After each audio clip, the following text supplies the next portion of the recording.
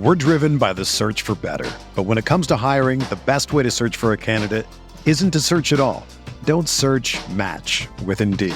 Indeed is your matching and hiring platform with over 350 million global monthly visitors, according to Indeed data, and a matching engine that helps you find quality candidates fast. Ditch the busy work. Use Indeed for scheduling, screening, and messaging so you can connect with candidates faster. Leveraging over 140 million qualifications and preferences every day, Indeed's matching engine is constantly learning from your preferences, so the more you use Indeed, the better it gets. Join more than 3.5 million businesses worldwide that use Indeed to hire great talent fast. And listeners of this show will get a $75 sponsored job credit to get your jobs more visibility at Indeed.com/Blue Wire. Just go to Indeed.com/Blue Wire right now and support our show by saying that you heard about Indeed on this podcast. That's Indeed.com/Blue Wire. Terms and conditions apply. Need to hire? You need Indeed.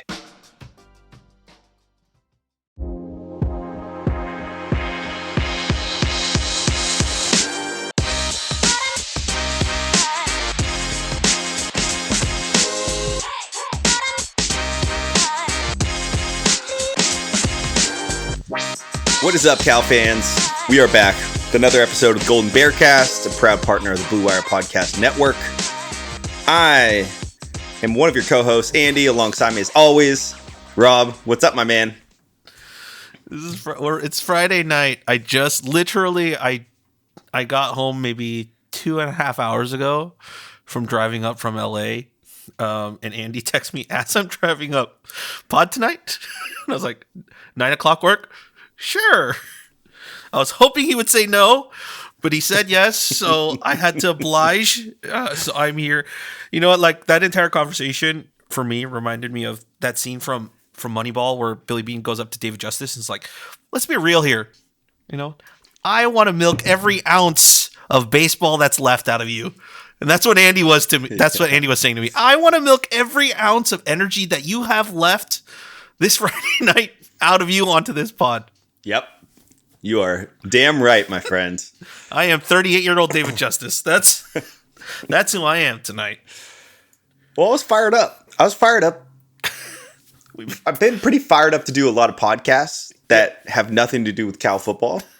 And so appreciate all the questions that have come in. However, we're going to talk about those at the end. Yep. So there will be some Cal-related news here. But I have no intention for the first 30 minutes of this to talk about anything related to Cal football. This is basically our texting back and forth, but in podcast form, like over the last 48 hours. It's an idea I want to try out and see if people are like, yeah, we're down to hear this. Or, you know, if you're not, just let us know. It's all good. It's fine. It's all good. Perfectly fine. But I had thoughts. It was like, we have a podcast. Let's use the platform, baby. Let's use it. Let's do this. All right. So here's what we're going to run down tonight. We are going to go through the entire college football playoff from start to finish. I know that doesn't really seem like, obviously we can't do all of that in 30 minutes, but I want to go back to the beginning because there was a massive decision that was made. Then I want to break down the semis because I think you and I had a very good debate going or just dialogue about decision making. Yep. And this is going to definitely skew towards the Washington game. Yep. And then the final, just overall thoughts and you know, kind of, I think it really is the end of the Pac-12. And like, how many times was that said? I think I heard that it was like Cal UCLA. Okay, this is the end. And then it went into the, well, okay, but the championships game is the end. And then they're like, well, they're playing again, so I guess this might be the end. And then, okay, cool. It's over. It's finally over. For football, that is. Basketball is still alive. And then, obviously, we got to get the coaching carousel. NFL news popping off like crazy. We're not going to talk much about that. But college also absolutely wild. Yeah.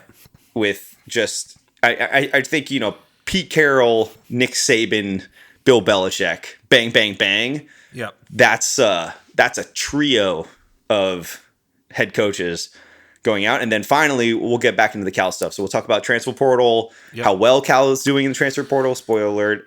And we will answer some Q&A that is more geared towards what next year might look like and any other thoughts. We're going to keep it contained inside 30 minutes. I got an Apple Watch, so we're going to make sure that happens. Is there anything else that you want to add to our agenda today, Rob? No. I also came into this agenda blind. So if you're listening to this, you are just as much just coming in from the wild as I am. Watch out, folks. They gave the kid the keys to the car. The keys to the Mercedes have been passed to the 12-year-old. This is Ferris Bueller's Day Off. Here we go. All right, CFP. All right. Florida State gets left out. ACC champion. Our conference. Undefeated, by the way. We undefeated. Undefeated. Power 5. First time ever. Mm-hmm.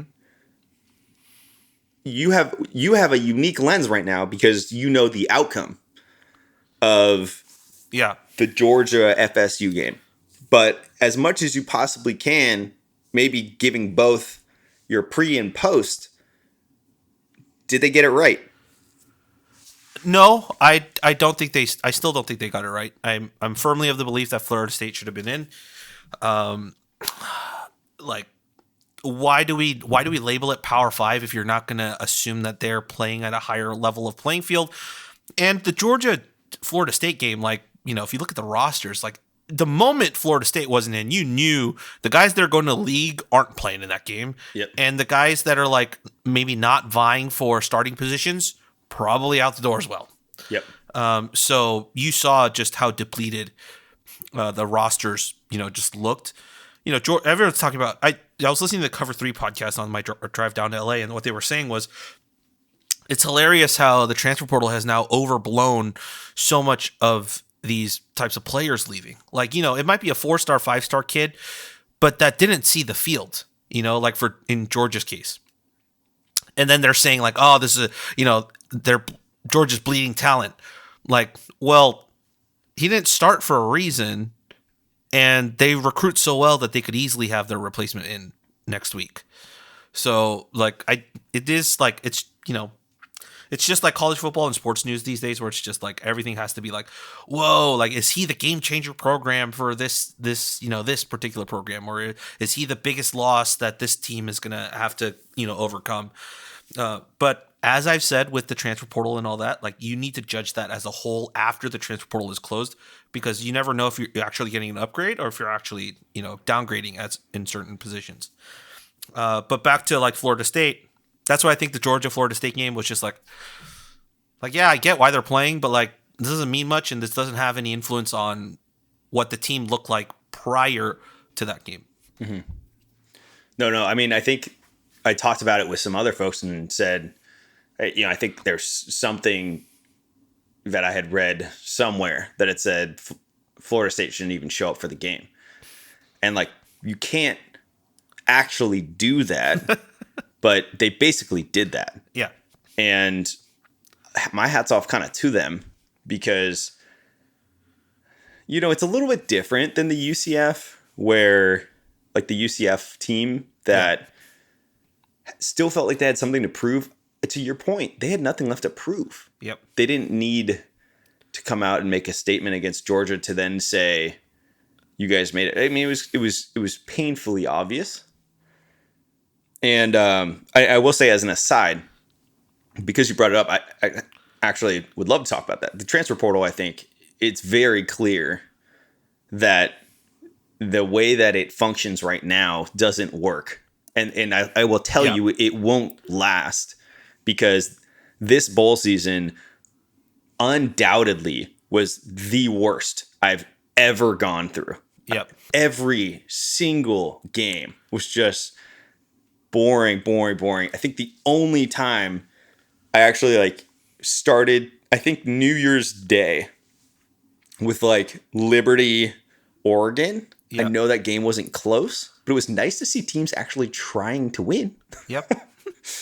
And it was nice to see full rosters and all of those. So, but yeah, I think at the end of the day, if we've learned anything about college football over this last year, 2023, money talks. I bet that those bowl numbers are going to come out. I mean, I'm sure they're already out. I'm positive those advertisers are going to be pissed. Everybody's going to be like, this is broken. And guess what? The CFP going to 12 teams does not fix all of those games. What fixes all those games is thinking strategically about your offseason and when it should start, the same way that a professional league would have it, except for baseball. But that's a whole different topic that we don't have to discuss today. It is like, because that's even with college football, like the Kirby Smart thing about saying how the schedule needs to go around like the portal, like you need to have a different start date for the transfer portal and all that. And I agree. It's just the moment you start to navigate that and just put the emphasis on how do we set up a football schedule, it totally eliminates the student part of collegiate athletics. And like, I don't know, like right now, as the schedule is set up, the only reason it's set up that way is so that guys can go to school in the spring semester. That's basically why it's set up the way it is. So I don't know how you change that and allow guys to get in for spring ball if you delay the transfer portal to start after the postseason. Good point. I just don't know how you do it. I mean, even for us, right? Like school starts, I think, next week or this week or next week. I think it's this week. And so if that would give us what? A 1 week as it stands right now, like it would give us a 1 week like turnaround from the transfer portal starting and school semester starting, unless you somehow got like a waiver from all universities saying that students could enroll, like football players could enroll like 1 month into the semester starting. Yeah. Good luck. But yeah, good luck with that. I think you probably end up having to take the 12 team format that you've created, and then you start the portal broadly. Basically, I think you eliminate in-season portal. And unless maybe you could have like a waiver on that if like a coach leaves in the middle of the season. But I think you'd have to eliminate in-season, and then you have it start the day of the quarterfinals. So whenever... But that's also like, weird too, right? Because what if it's guys that are on teams that are playing in those quarterfinal games or in those playoffs? I just think that like the odds, I mean, what we saw this year, you have to go with the data, right? The data was that when it came down to the guys that were playing in games that mattered, they stayed. And they played those out and then transferred later. But that's the crux that I'm getting at is like, what about those guys? Because they're getting a late start on their move, right? Yeah. So it's honestly like, Jesse said it best when it comes to like our buddy Jesse. He said it's just all about securing a seat at the table. And for some of these guys that are like the second or third string, could probably get a seat at the table at a different, Power 5 or Power 4 school, but they want to play out with their team, but they're left shorthanded then. Right, like there's no way around everyone getting an equal opportunity at the right time. Right now is basically kind of what that is, but we realize what we have right now isn't really working. Yeah, well that is amazing. I actually hadn't thought about that, and I am very glad I forced you to do the podcast. All right, back to FSU. Okay. Yeah. Both totally aligned. Total bullshit. Should never have happened. And by the way, the game against Michigan ended up being more of a defensive game than people would actually give it credit for. Yeah. I think it might have been close.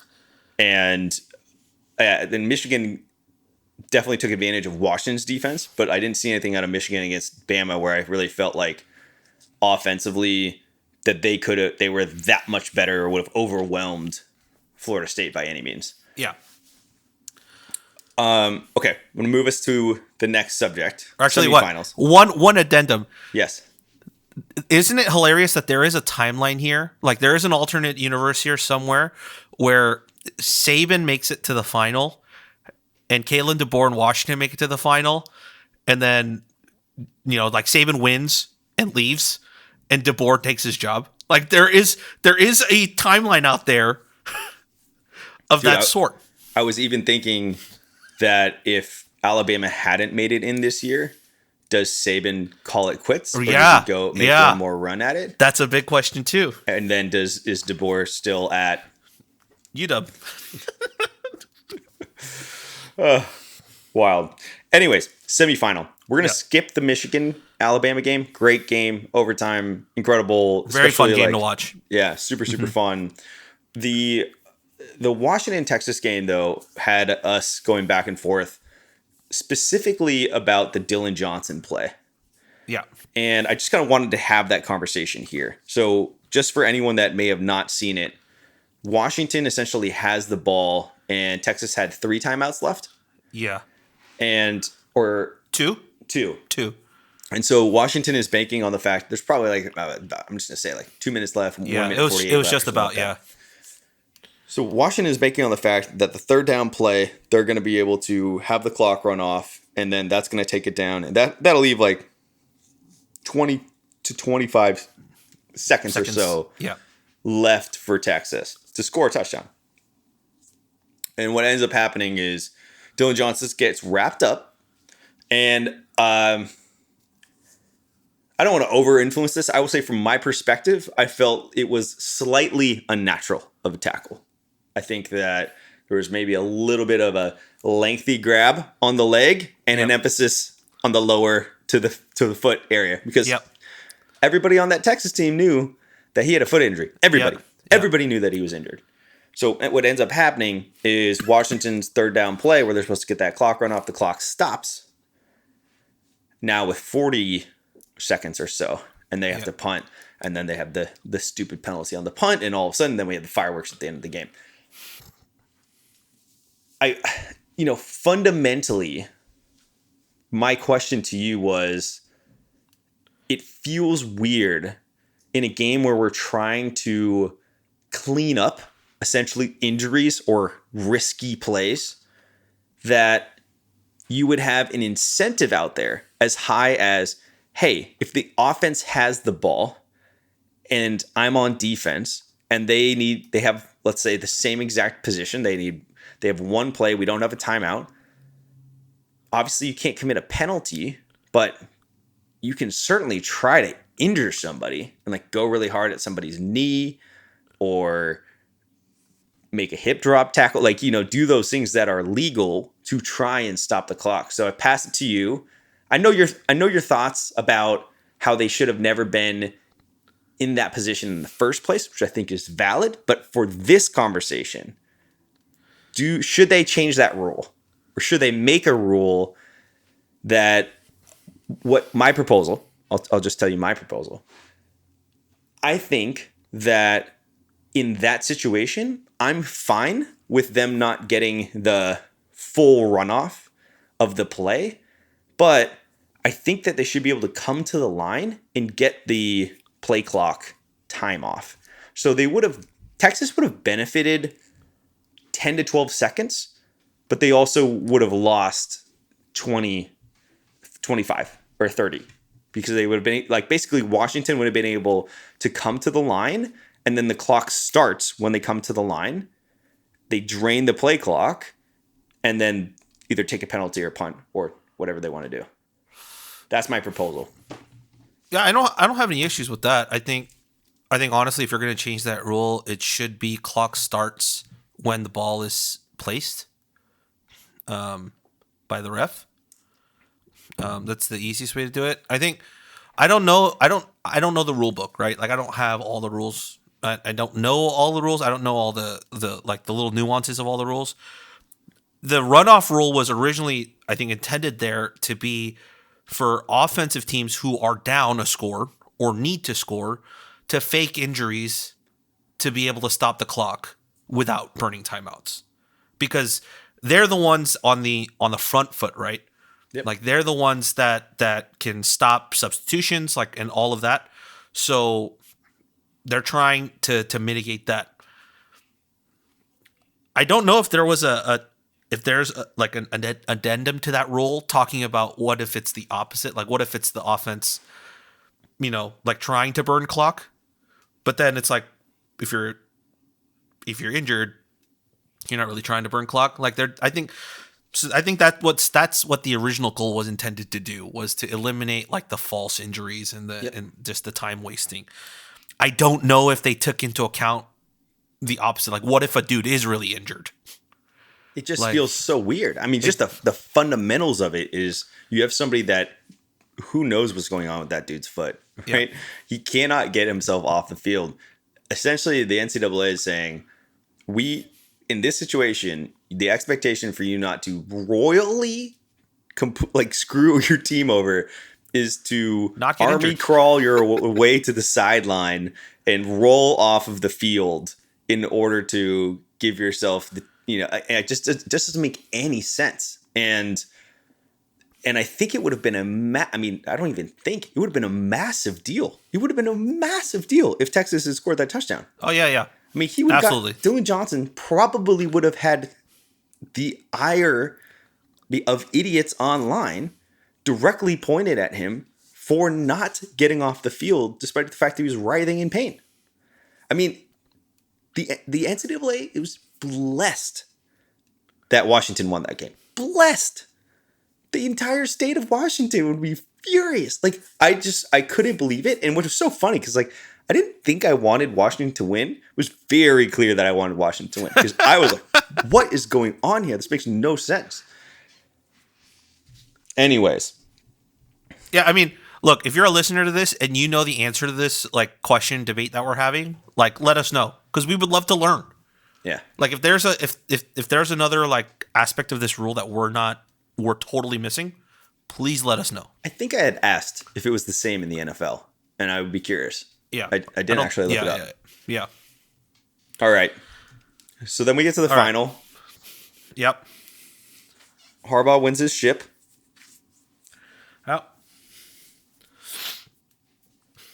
You had a really interesting take about Michael Penix and what you saw. And I wanted to start there. I thought Penix wasn't himself after that first time he gets knocked down and gets hurt. I think the rest of the game, you kind of see him, and he's not putting any pressure on that front foot. He's not stepping into any throws. You literally just see him twist his shoulders to get passes off, which is why even that final drive, right, and that 41-yard, I think, bomb to Odunze, that ball's floating in the air. Does not have the zip that you usually see out of Penix. Does not usually have the placement that you see out of Penix. The other one where he missed Odunze, when it was a broken play, I think that was just a miss. It was Odunze was ran the wrong depth on that route, and then Penix thought he would be a little bit more outside, but he stayed a little bit flat. But yeah, I don't think that play was the issue. It was a little bit further down when he saw him go down, and then I thought he broke. I thought he fractured his fibula. I know that injury well. Yeah. Well, and then he has the other one later where he's holding his ribs basically constantly, right?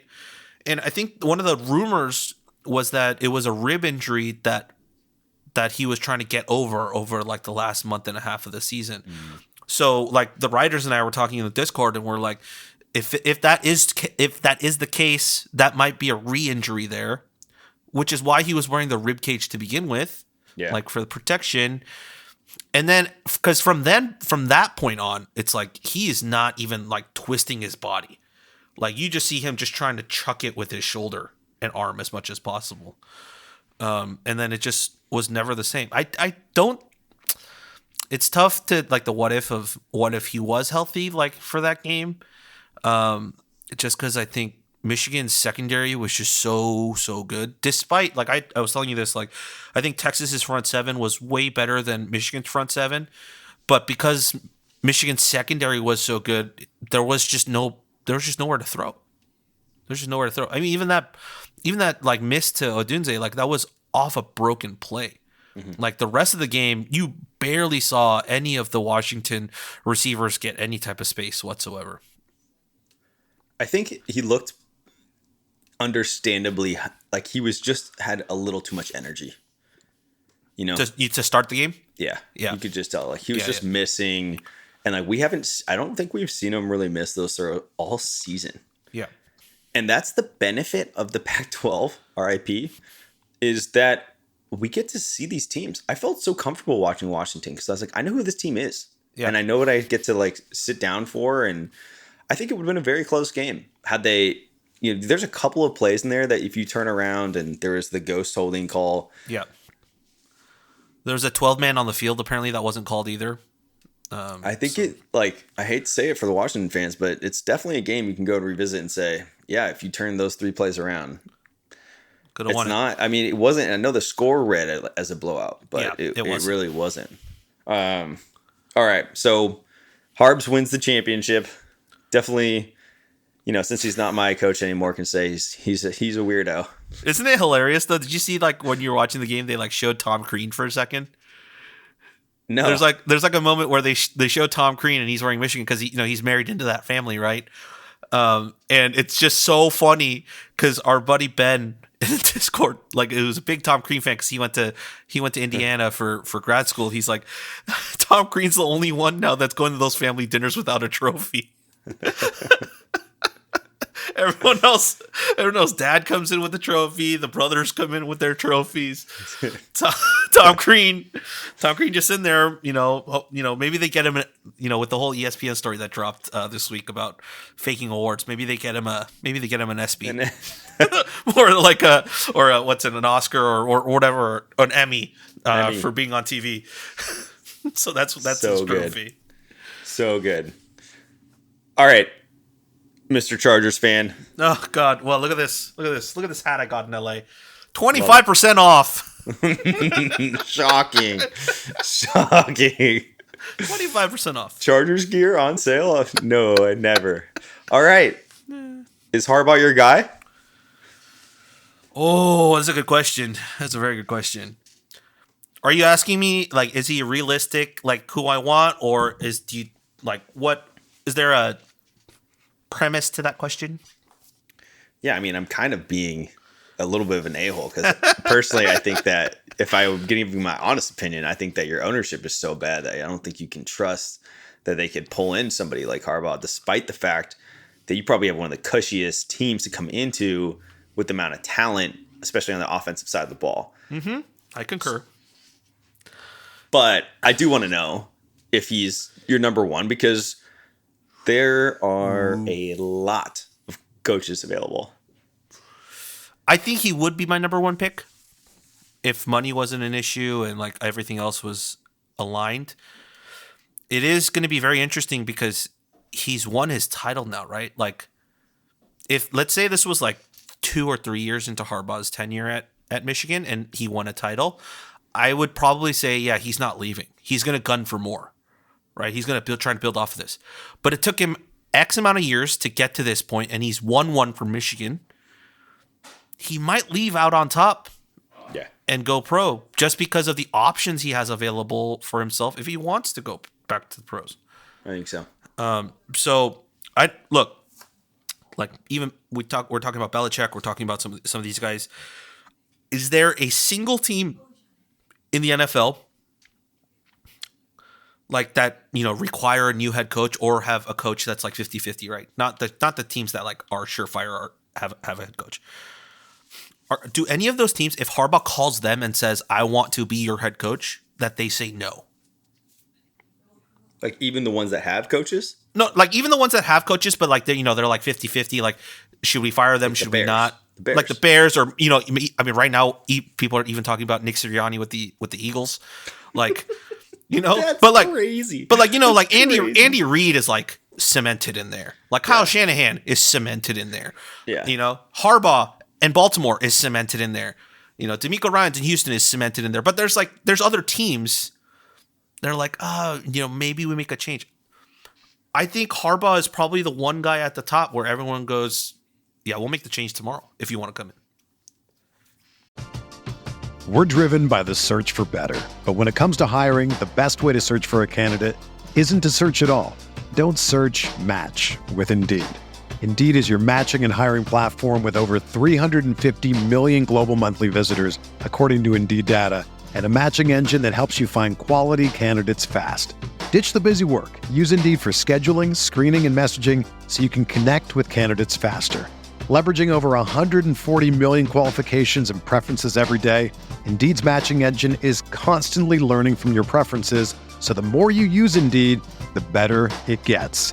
Join more than 3.5 million businesses worldwide that use Indeed to hire great talent fast. And listeners of this show will get a $75 sponsored job credit to get your jobs more visibility at Indeed.com/Blue Wire. Just go to Indeed.com/Blue Wire right now and support our show by saying that you heard about Indeed on this podcast. That's Indeed.com/Blue Wire. Terms and conditions apply. Need to hire? You need Indeed. I don't think the Eagles could do that. But and the Bears are way too inept. Yeah. The fact that the Bears, that's why I actually am more optimistic now, is because the Bears are so dumb in keeping steady with what they're doing that they have now missed Harbaugh like 3 times. It's crazy. And it's like, dude, he played quarterback for you guys. It's so obvious. Yeah. And like, he probably would come in and keep Fields and give them a ton of just leverage in the draft again. And they could build an incredible roster.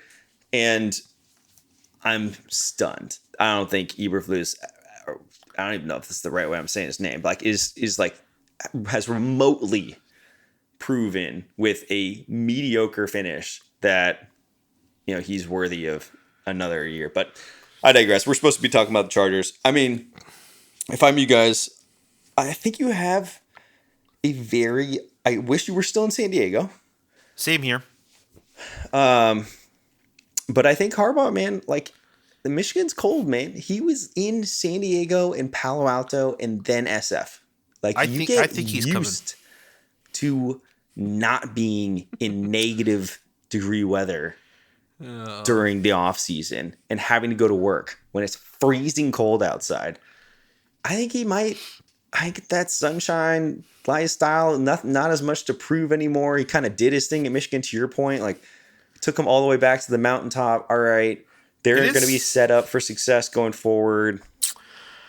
I mean, it's just hilarious. Like, with the NFL now, like, even like all these NFL teams are like putting out who they're interviewing for their head coaching. Like, it's not a secret anymore.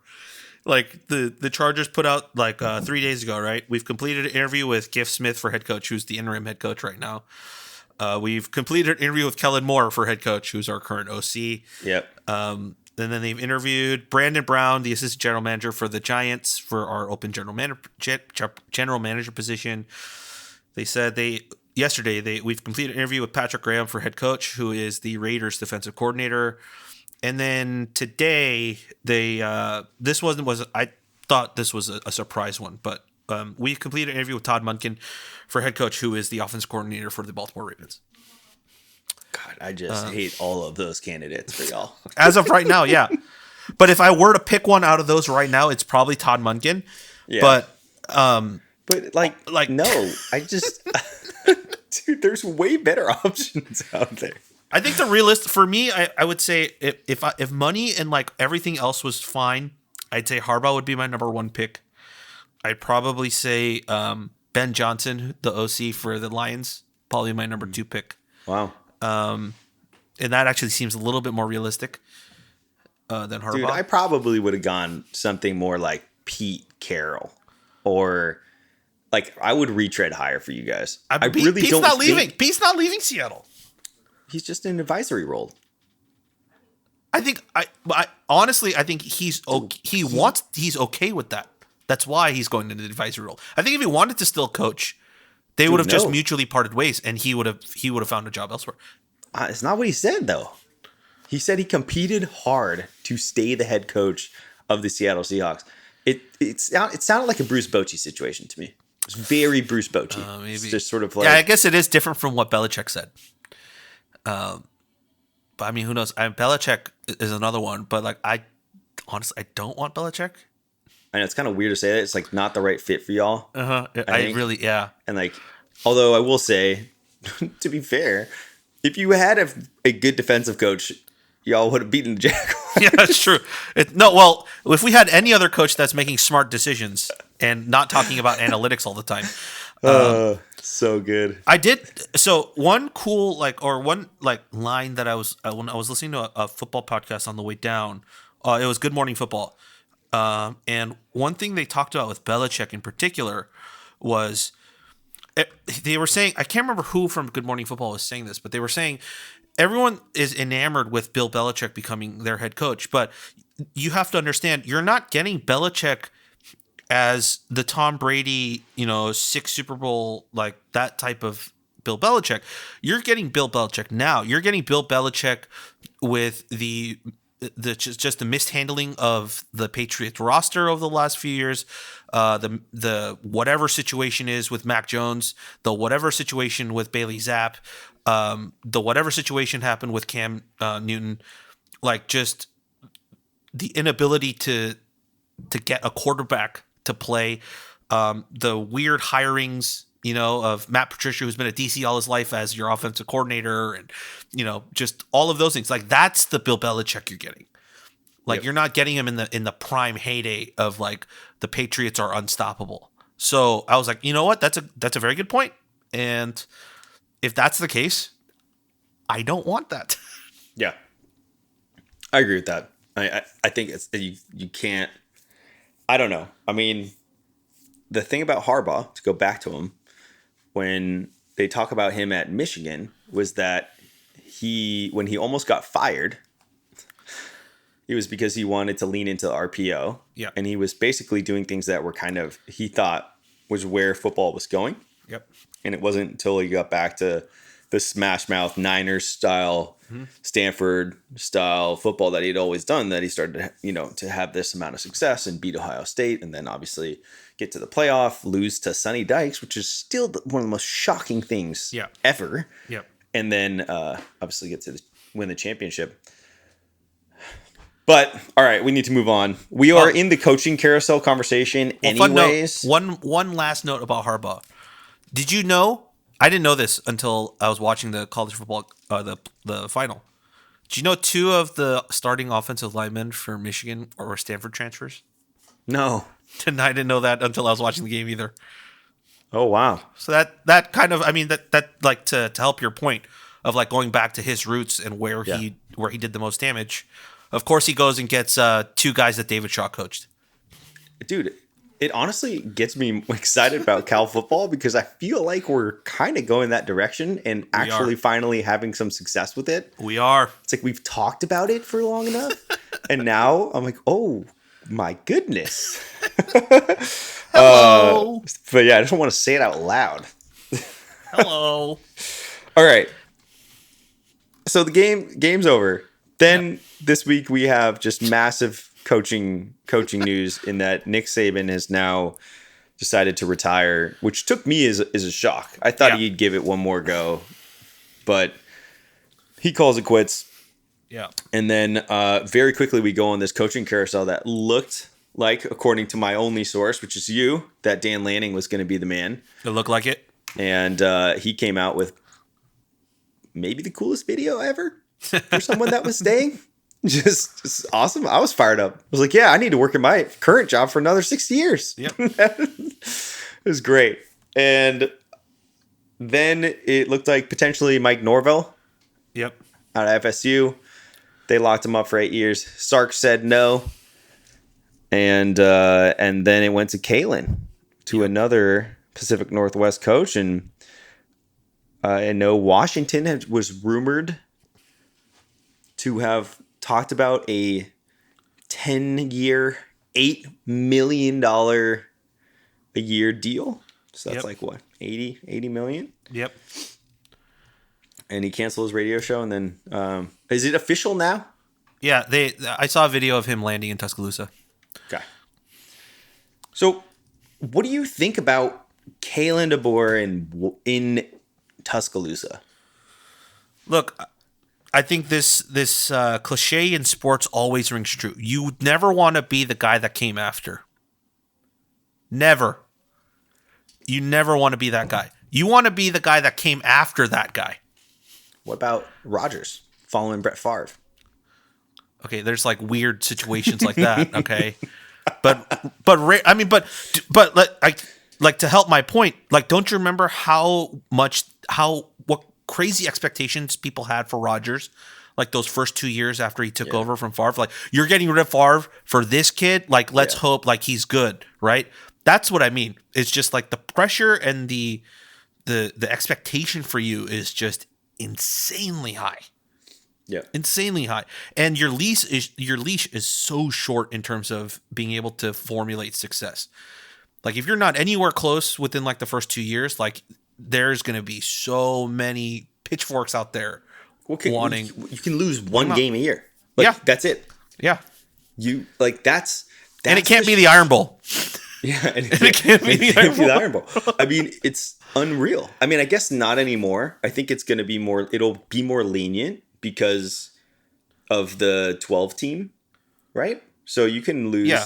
You can lose. Yeah, I mean, you just have to win the conference, right? At that point, but still, it's like it's not many. It's not. I mean, what was Saban's record? What do you have? Like 17 losses over like over many years. I mean, but insanity. I mean, talking about the playoffs too, like the expectation for the playoffs, I think has to be reset as well. Because as of right now, if you got into the CFP, right, you win one game and you're in the final. Right? That's currently how it's set up. But with the 12-team playoff, you've got to win 3 to get to the final. Good point. Yeah, good point. You have to win 3 straight postseason games. It's unheard of territory for any head coach now. But will the expectation for Kalen DeBoer be the same, relatively, that Saban had? If he doesn't get to the final, are people going to be that upset at him? Definitely. Exactly. I mean, we are in the we're in the SEC world of people being upset, even if it's good news. Yeah, they're like, oh, the Giants signed Jordan Hicks on a good deal, and he could be a starter or a reliever. Boo! I hate it. We're like, what? It's not Chapman. Boo! Boo!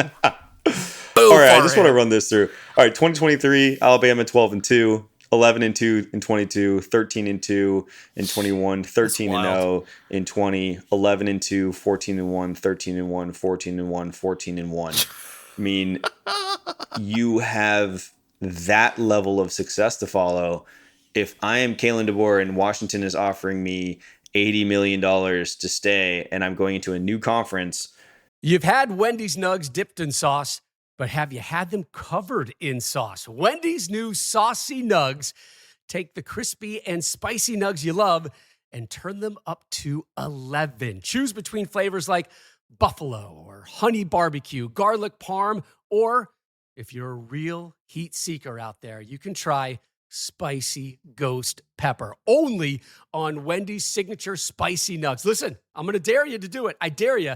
That's 7 delicious ways to try the nugs that you already love. Pick a flavor, grab some extra napkins, and then grab a few more napkins and prepare to nug like you've never nugged before. For a whole new way to nug, it's got to be Wendy's at participating U.S. Wendy's. I mean, the real calculus is like, damn, I have massive safety here, but also the top end talent that you're probably getting at Alabama. Yeah. So that was my question, because like I don't actually know. Like, where would you rank Kalen in that program's ability to recruit? That's a very good question. I mean, there were rumors about how. So let me backtrack a little bit, right? When the moment Pete Carroll stepped away, I was like, yeah, I think that first call for the Seahawks is probably going to be Kalen DeBoer. It made so much sense. It's in the area. It's right there. He doesn't even have to move. And another point added to that was like, there's this rumor or like, just people talking about Kalen DeBoer of how he doesn't really like to recruit. And so like all of those things like falling into place, I was like, well, that means an NFL move is like perfect.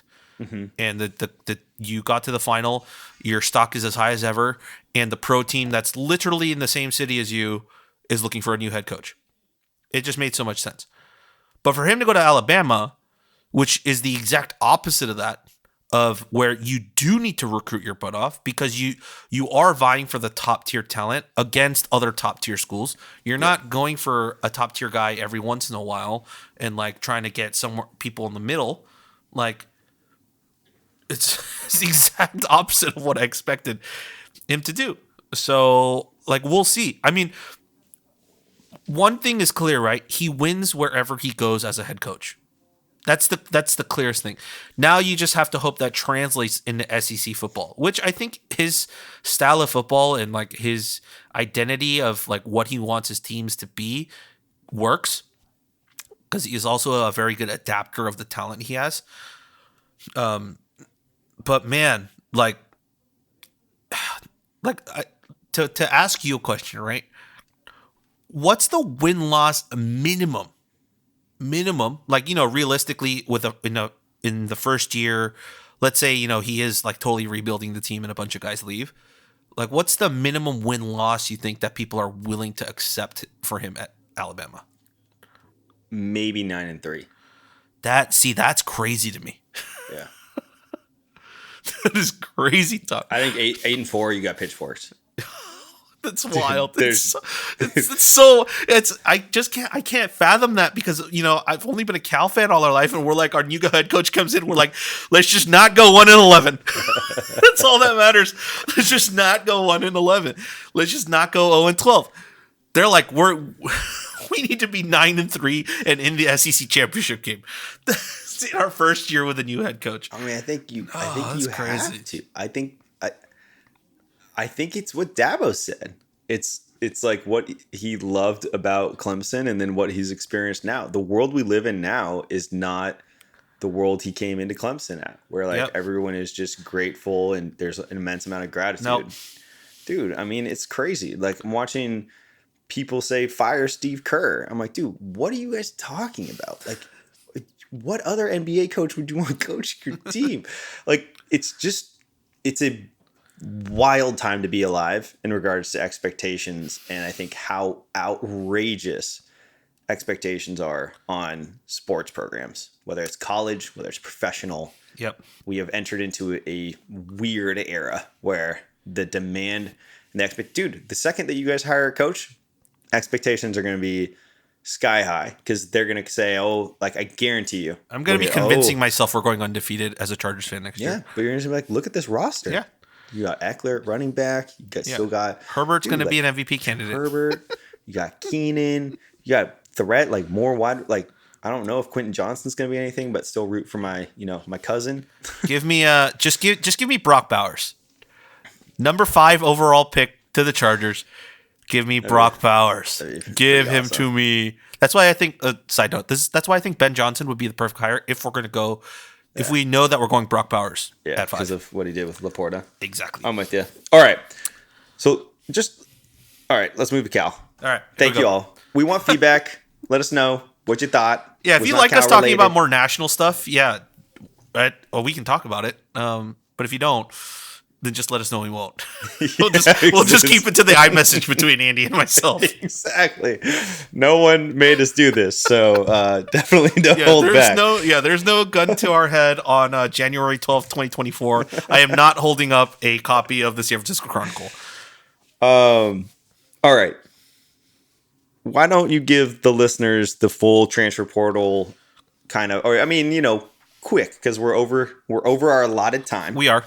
2-minute spark notes. Yeah. So as of right now, Cal sits in the by 247 standards. Okay, by 247 standards, we have the 20th best transfer portal class coming in. We have the 4th best ACC class coming in.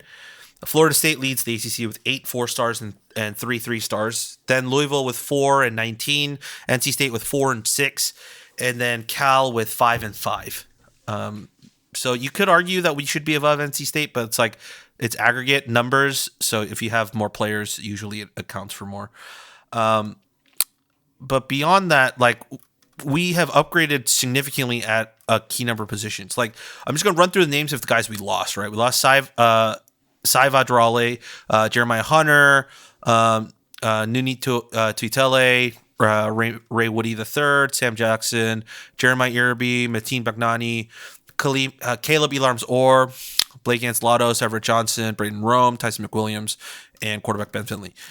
We replaced those guys with offensive tackle and All-American from Temple, Victor Stoffel.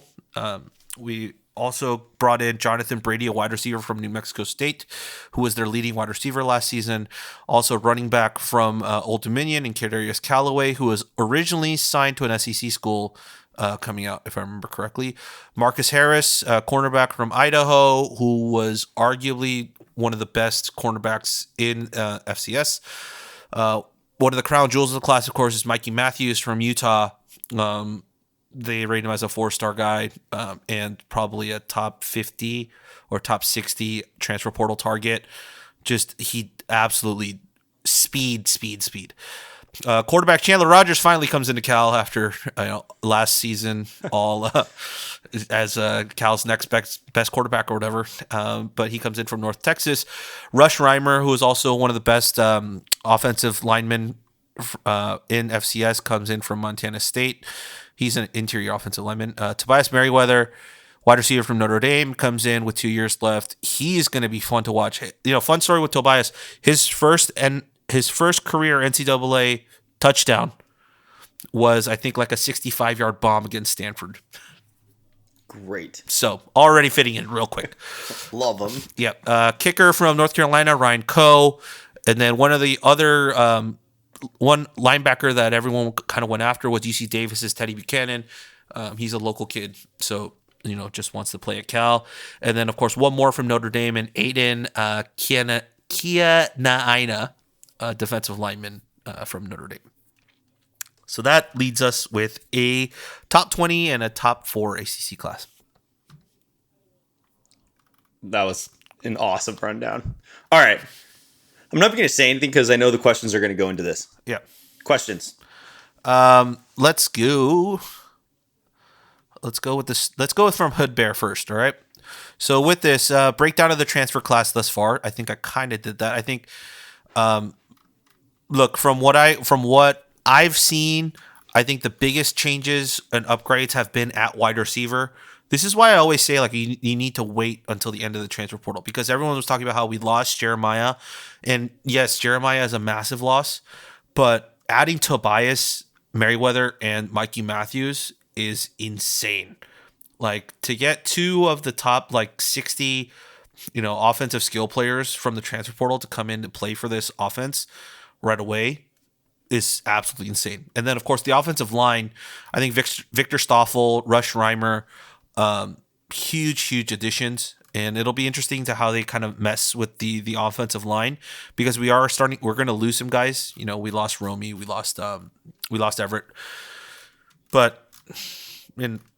so we'll see how the offensive line shakes out. But I do feel like they'll probably go for a couple more offensive linemen as the transfer portal progresses, and then every single skill position, like, we can have a 3 deep. And it's insane. Like, even at running back, it's like adding Kadarius Callaway to that mix. We're getting what's his name? Oh, geez, Byron Cardwell back. Yeah, Cardwell. Yeah. And JW Justin Williams Thomas is healthy and played for the rest of the season. And then, of course, Jet looked good in all of his little minutes and plays that he saw. Thank God he's healthy to go. And then we're also bringing in a freshman running back too. So that we're stacking skill position players. I think that's where you're going to see the most improvement. And most of these guys are going to be here in the spring, so we'll see in a couple months what they look like. With only thing I would want to see more of is defensive line. That's it. Yeah. And there was one guy I think they were going heavily after, which was Isaiah Hastings out of Alabama. Would have had 3 years to play. Ultimately chose to play for Missouri. So can't blame them. Missouri's an up-and-coming SEC team, and they recruit the hell out of the portal in high school. So, but that, if he would have brought in Hastings, I think that would have kind of transformed the front seven. But yeah, breakout player prediction. I'm assuming he's asking us about the portal. It's probably Mikey Matthews or Tobias Merriweather. It's probably one. Who is the one that Jaden recruited? That is Jonathan Brady. That was pretty. I love that interaction. Yeah. where he's like, "Come to Cal." Yeah. He's awesome. I think there's some ties here. I think he knows Jonathan Brady. They were played at Bishop Gorman together. Yeah, and then also there's another tie with Mikey Matthews, who's high school teammates with Maven Anderson. Yeah. So there are some like high school other ties that we have that helped in the recruiting process.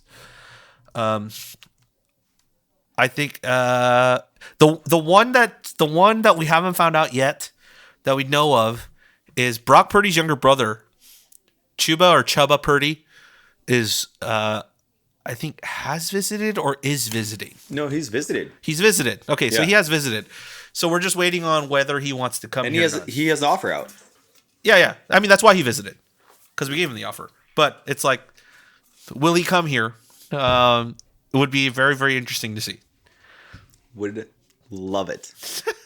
For the vibes. Just for the vibes. Dude, I mean, everyone's going to be like, all right, if Nando or Rodgers or whoever's quarterback is having any trouble, it's going to be like, yo, what does Purdy look like?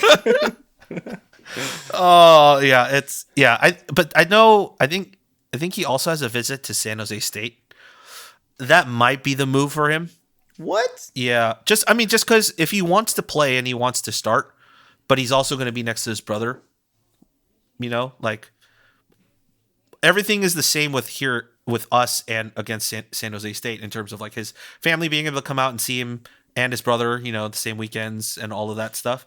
But if he gets an opportunity to start there versus here, where he probably won't have the opportunity to start, that's where it becomes like okay, fair point. The toss. All right, you have 2 minutes. Yeah, to get through the rest of the questions. All right, we got okay, this is kind of a two-tiered from Hood Bear and from Tyler. Hood Bear says, "Is next year make or break for JW?" Tyler asks, "Will the light of Oski Jesus lead Cal to a sneaky 10-win season?" So that's what kind of tied it together. What do you think? Is next year make or break year? Of course not. Of course not. Absolutely not. It's clear as day to me. If you look at what's our best case scenario? We get a coach. Let's combine these in this best case scenario. All right. So not best case scenario. We unfortunately have to say goodbye to Justin Wilcox. Okay, see you later. Bring in somebody and they go 10-2. What do you think happens? Like we've seen it this offseason. They go to another program. 1,000%.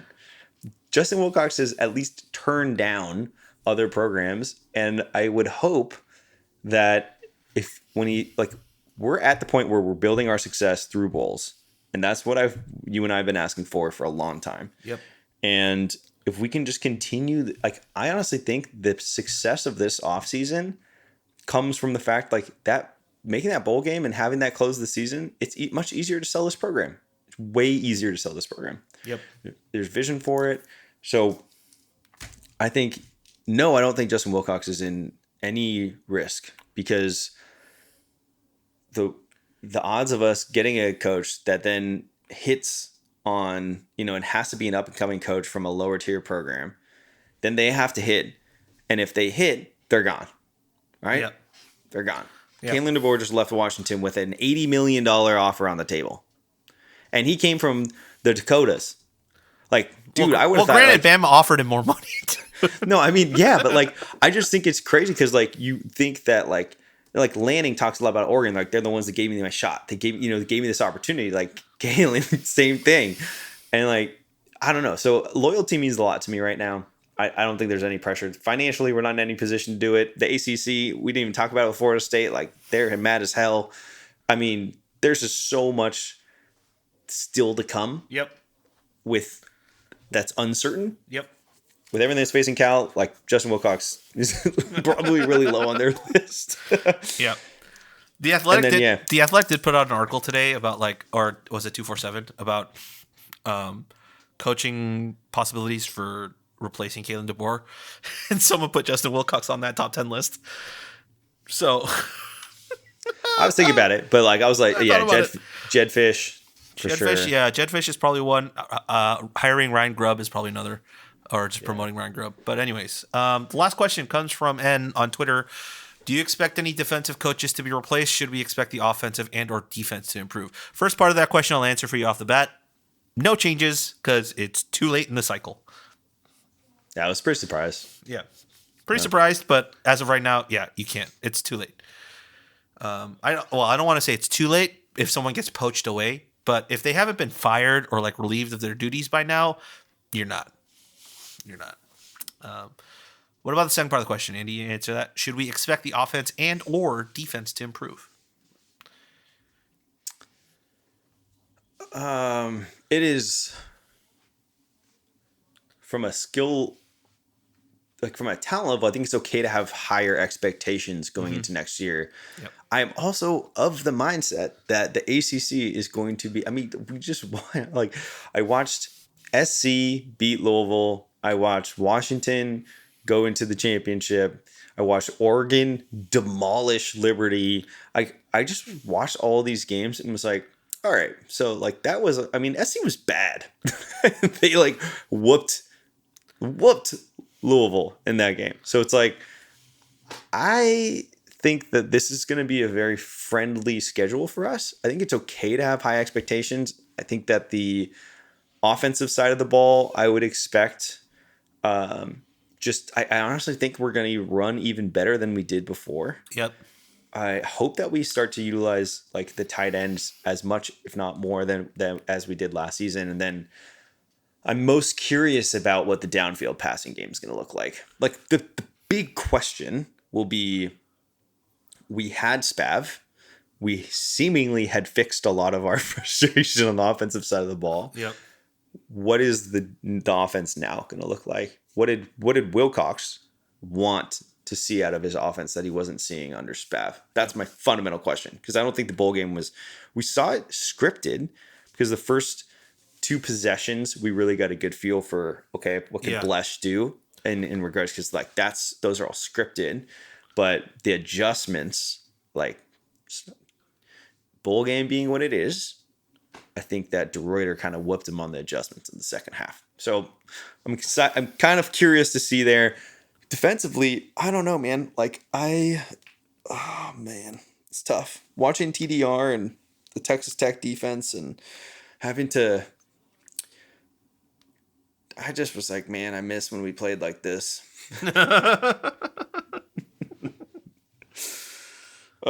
So I don't know. We did look better as that bowl game progressed, like defensively. Like just the play calling was a little bit more, and this is a football term, but like it just looked more exotic. We were doing a lot more things to get pressure on the quarterback. But it's like, why didn't we do all this in the season games where it really mattered more? I'm with you. Why don't we do it in the SC game? No one knows. Yeah, no one knows. All right. That's it. That's a wrap. We did it. We did it. Twice as long as we said. As always. As always. All right. Well, if you're listening to us, then you already found us, so you don't really need me to tell you where to find us. But you can find us on all podcast listening platforms. You can find us on Twitter at Golden Bearcast. You can email us goldenbearcast@gmail.com. You can find all the written stuff over at writeforcalifornia.com, where basketball season is in full swing with an absolute barn burner of an awesome game the other night against Colorado, which I was at dinner, so I didn't get to see, but I came back and rewatched the game and was screaming at the iPad as I watched at like 12 at night. Jalen Tyson is just, oh my goodness, he's just a joy to watch. If you haven't been out to Haas, please come out to Haas. They play, I think, Oregon tomorrow night at Oregon, but they host the Washington Schools next week, so come on by for that. And I think that's it. Andy, am I missing anything? No. No, we're good? All right. And as always, go Bears. Go Bears.